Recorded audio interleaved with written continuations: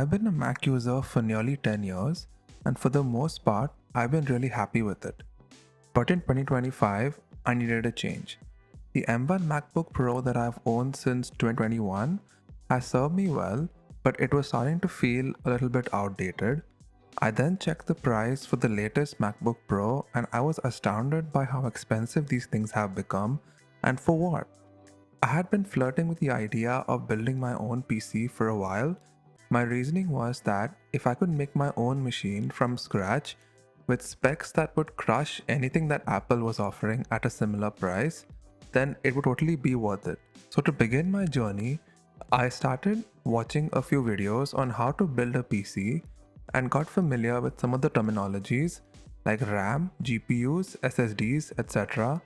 and did the first thing most YouTubers said, which was go on partpicker.com. I spent weeks researching and finding a good enough build for my needs, which are it should be able to handle any sort of video editing even at 4K, machine learning and running local LLMs for work which requires significant VRAM, and a few games whenever I get the time. I'd say I was really lucky because I decided to build my PC a few weeks before the whole RAM price craziness, since the RAM I purchased is now triple the price. Anyways, let's start with the video. I began with the power supply as it's the best way to ground yourself to prevent static from harming any sensitive components.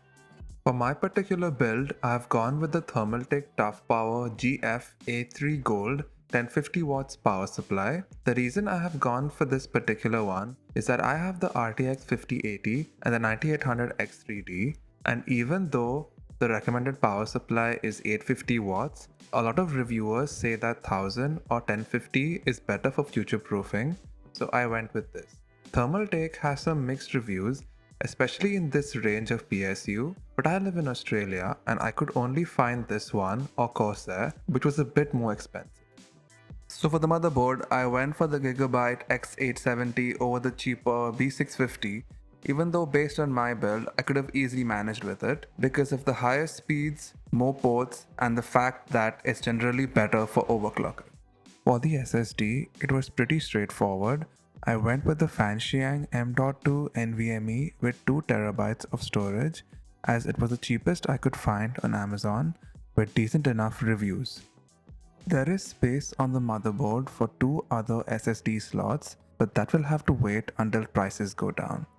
I know it looks like I skipped past the CPU installation, and that's because the footage never got recorded for some reason that I just couldn't figure out. Anyway, it was the Ryzen 7 9800 X3D, which is the best CPU for gaming, and it is very highly rated for productivity as well, which is what I will be using it for most of all.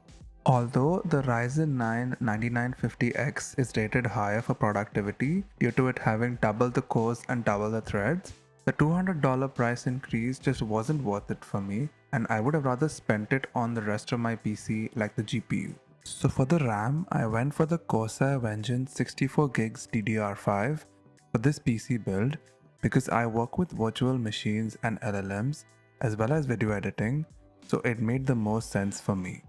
And funnily enough, I bought this a couple of months before the whole RAM price explosion, so I got a decent enough price for it considering the circumstances. Installing the RAM onto the motherboard can be tricky, and you usually have to put it on the second and fourth slots, but it can vary for your manufacturer. And with that, I finished adding all of the hardware onto the motherboard, namely the SSD, CPU and RAM. Now for cooling, I decided to go for the Corsair Nautilus 360, a pretty easy choice as it's the best in the market, and considering I'm working with a 5080 and a 9800 X3D, it made the most sense to go with a liquid cooler instead of a cheaper air cooler. This was by far the hardest part of the whole build because of the amount of wiring you have to get through just to daisy chain all the fans together.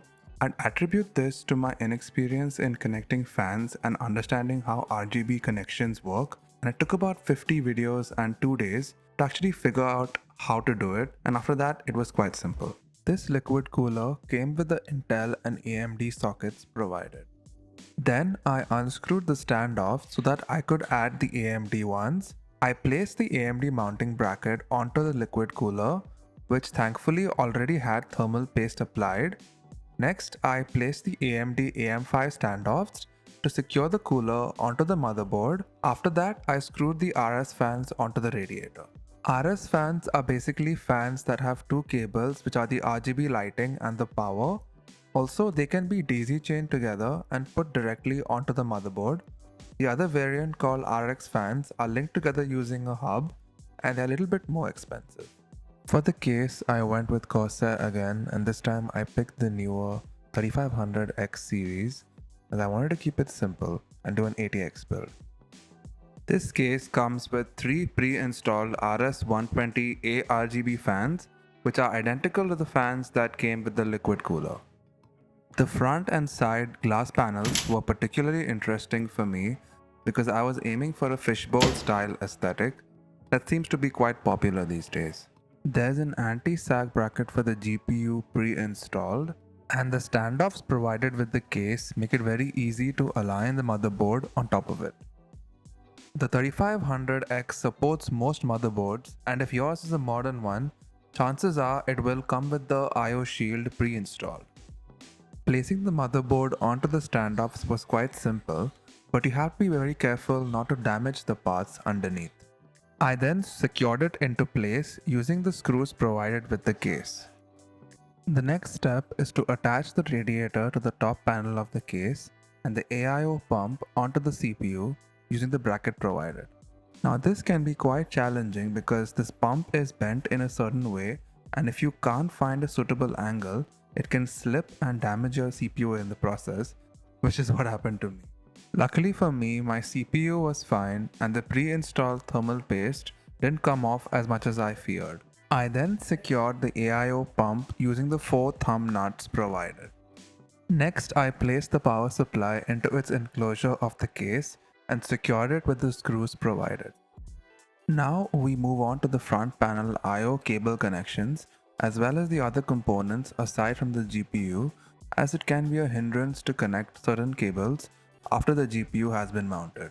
On the screen will be the cables that come with the case, but they can vary based on the manufacturer. Also, please excuse my shabby outfit. It's summer in Australia right now, and I don't have an AC in my home office yet, which made an already arduous task much more difficult. I then proceeded to connect the motherboard power supply, the USB 3, audio, and front panel cables. The Type-C cable connects here, but I kept it aside for now as it is quite delicate and can get damaged. Next, I connected the CPU 12-volt cable, which in my case was an 8-pin. The remaining 4 on the motherboard are for overclocking if you're interested in that.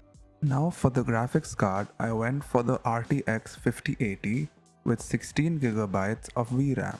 For gaming and productivity, this is pretty much the best in market.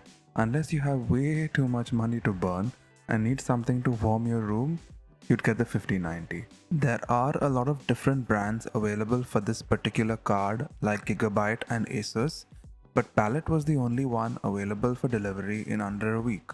The rest cost more and had a delivery time of over a month. The same issue happened with the AMD Radeon 9070 and 5070 Ti cards. They were either sold out or available after a month or so. And in my experience with Amazon, whenever they say an item is going to be delivered after a month, it usually means that it will not get delivered.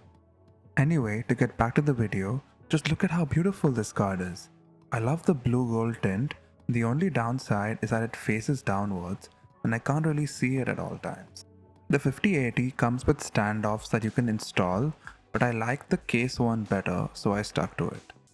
Next, I proceeded to connect the graphics card to the motherboard, and since this card is rather chunky, it does require 3 PCI slots, or what's known as the peripheral component interconnects. You have to make sure the card lines up perfectly with the PCIe or the PCI Express slot. And listen for this sound. The one! After that, I screwed it into place and made sure the attached case standoff is in place to prevent sagging. I then connected the 16-pin 12 volts GPU power cable, which is connected to the power supply. As per my understanding, most modern power supplies come with a 16-pin cable, especially at higher wattage, to accommodate for next-gen GPUs like the 5080, which pull around 360 watts of power at full load. Thermaltake also provided this braided cable, which is apparently very good, but I really don't like how it looks kinda like a black snake. I then installed another Corsair RS120 fan to the rear of the case just to be safe for pulling out any remaining hot air from inside the case and sending it out the back of the PC. I made a mistake here and installed the fan in the reverse, which would instead bring in air into the case and create negative air pressure. I rectified this later on after watching a fan tutorial. The build is nearly done. All that's left to do is to daisy chain all the fans together and to make sure they are all properly connected in the ARGB and system fan headers. This was the most challenging part of the whole PC for me, as the manuals don't really explain it all very well, and I had to watch about 20 videos until I finally figured it out. I know what some of you might be thinking. Why isn't the entire PC white or black? So I had envisioned my PC to be entirely white, but certain parts like the GPU and the motherboard were already so hard to procure that their white counterparts were nigh impossible to get. So yeah, I'm pretty happy with this. I tried to do a little bit of cable management at the back of my case with some of the cable ties provided inside, but as you can see, it's not that great, and I definitely will revisit this at some point. And with that, my PC build is complete. All that's left is actually getting it to start and adding some peripherals. Now for the keyboard, I went with the Royal Kludge RK-S98, and for the mouse, the Logitech Lightspeed G305. Both very well reviewed and available for a good price. The RK-S98 was an easy choice, as I've been dreaming of owning a mechanical keyboard for a very long time, and I've always been stuck with either the Magic Keyboard or the stock black ones my office gave with the work laptop. Just listen to this. So this is funny, the G305 left clicker did not work no matter how much I tried to fix it by updating drivers and so on and so forth, so I had to return it. Yeah, sometimes the reviews are wrong. I instead got the Razer Orochi V2, which was similar in price, and it turned out to be way better.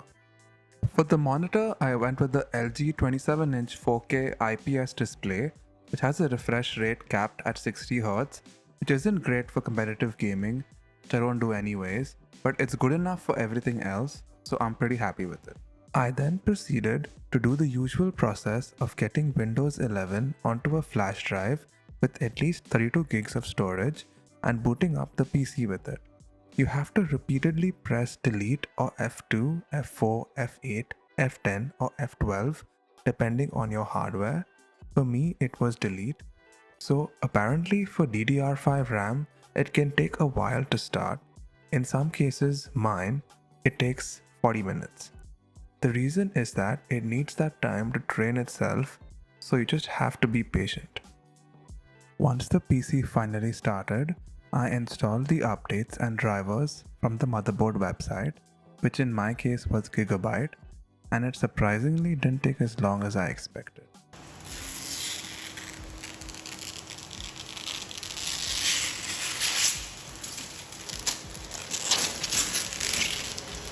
Removing the plastic, as always, remains the most satisfying thing about getting a new electronic device. Overall, I was extremely happy with my experience building the PC. It was definitely challenging because I had to record everything perfectly alongside actually doing something I've never really done before. It took me around 2 days to build it from start to finish, as I had to juggle work and actually reading and understanding the numerous manuals that came with each component. If you liked this video, please like and subscribe, and depending on the responses, I might do a follow-up video about my experiences with the PC and what accessories I've used. Thank you so much for watching.